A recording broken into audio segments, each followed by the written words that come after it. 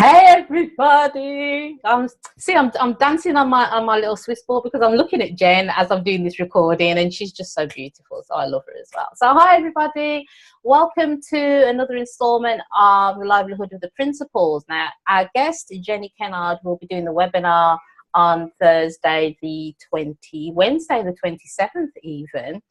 However, I just wanted just a quick video here just to, for people who don't know Jenny Kennard, to see her before you meet her on Thursday, but also just to ask Jenny, what does being the principles, living the principles, the livelihood of the principles mean to you?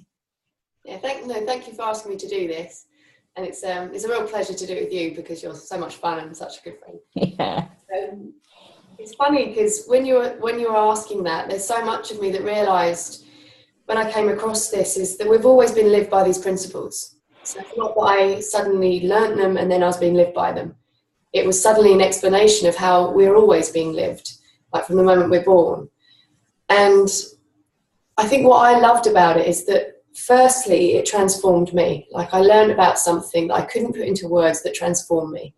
And it took me from a life of a lot of mental suffering and distress and worry to a life of a lot more ease and peace. And I couldn't put that into words. And then maybe a couple of years in, it's almost like I couldn't help but want to share this.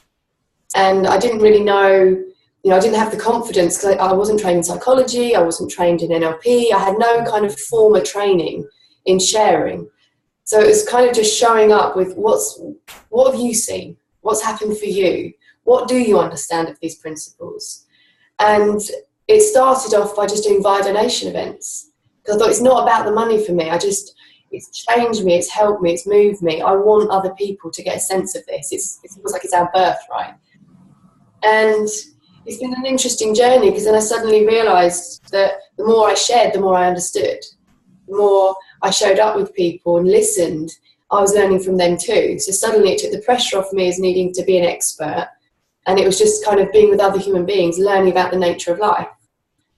And then I think it's been such a funny, I think you used the word earlier, organic, like how then suddenly we're kind of running events where we were charging because we were moving away from my previous profession, which was wedding photography. And I realised, well, I'd love to share this with people, and I can share more in, via donation events if I'm kind of charging for these events. And it was just so natural, and it was never kind of a question of like overthinking it or how can I make a living from the principles.